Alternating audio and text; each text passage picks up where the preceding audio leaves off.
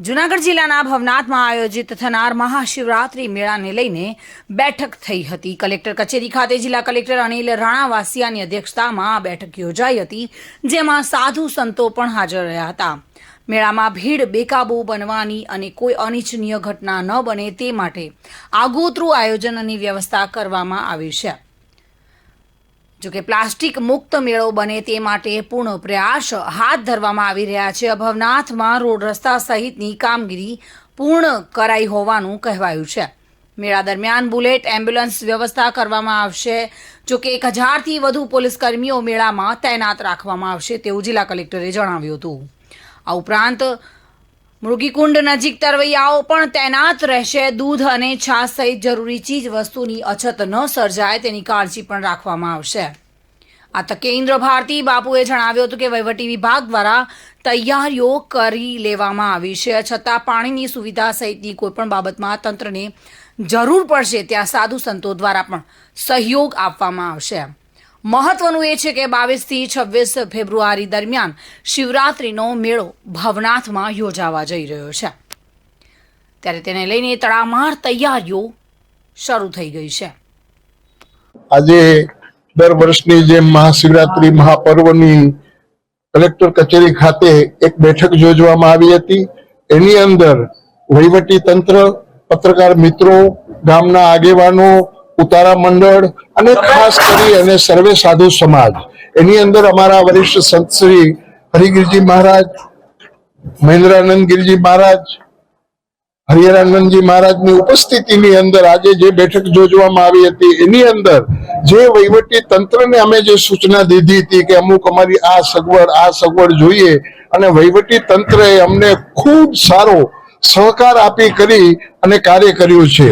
બીજું કે ભવનાથની અંદર એક પ્લાસ્ટિક બેન્ડ છે, તો એના માટે અમે વહીવટી તંત્રને કીધું છે કે પાણીની સુવિધા પૂરેપૂરી હોવી જોઈએ, કેમ કે ઉનાળો ચાલુ થાય છે, તો પાણીની સુવિધા પૂરેપૂરી હોવી જોઈએ.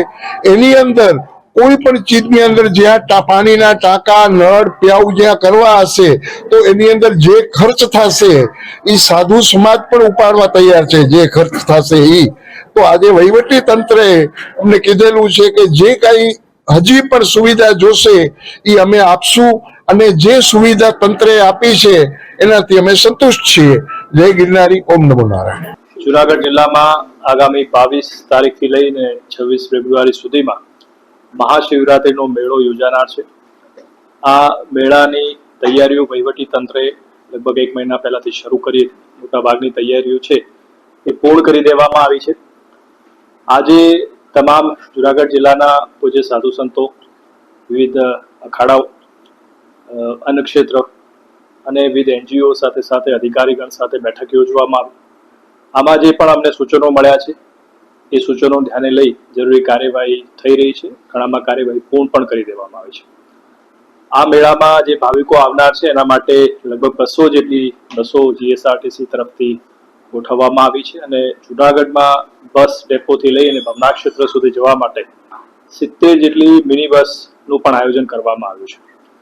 ઉપરાંત સ્વાસ્થ્યની સુવિધાઓ, પીવાના પાણીની સુવિધાઓ, ફાયર ફાઈટર, આ તમામ સુવિધાઓ છે એ વહીવટી તંત્રે ગોઠવ્યું છે. રસ્તાઓ રિપેર કરવાની કામગીરી મોટા ભાગની કોર્પોરેશન દ્વારા પૂર્ણ કરી દેવામાં આવી છે.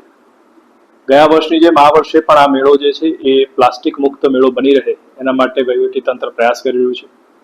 આથી આપના માધ્યમથી હું તમામ જે ભાવિકો છે એમને આ મેળામાં વધારવા માટે આમંત્રણ આપું છું, પરંતુ સાથે સાથે આ પ્લાસ્ટિક મુક્ત મેળો બની રહે એના માટે પણ સહકાર આપવા માટે આપના માધ્યમથી સૌ ભાવિકોને મારી નમ્રભરી વિનંતી. જો અહીંયા જે ભવનાથ ક્ષેત્રમાં આપ જાણો છો કે લાખોની સંખ્યામાં લોકો આવતા હોય છે, એના માટે આપણે રૂપાયતન ગેટથી એક અલગથી એક ઓલ્ટરનેટ રસ્તો પણ રાખ્યો છે. એટલે ઇનકેસ આવી કોઈ પરિસ્થિતિ નિર્માણ થાય તો આપણે એ રસ્તાથી ભાવિકોને ત્યાં અલગ રસ્તાથી એમને બહાર કાઢી શકે છે. ફાયર ફાઈટર માટેની તમામ સુવિધા નગરપાલિકા, મહાનગરપાલિકા દ્વારા ગોઠવવામાં આવી છે. એના માટેની જે વ્યવસ્થા છે એમાં કોઈ પણ આવી પરિસ્થિતિ નિર્માણ થાય તો તાત્કાલિક પગલાં લઈ શકે એવી ફૂલપ્રૂફ વ્યવસ્થા પણ અત્યારે અમે ગોઠવી છે. Bureau report, today Gujarati news. આ સમાચાર આપને કેવા લાગ્યા? ટુડે ન્યૂઝને લાઈક, શેર અને સબસ્ક્રાઇબ કરો.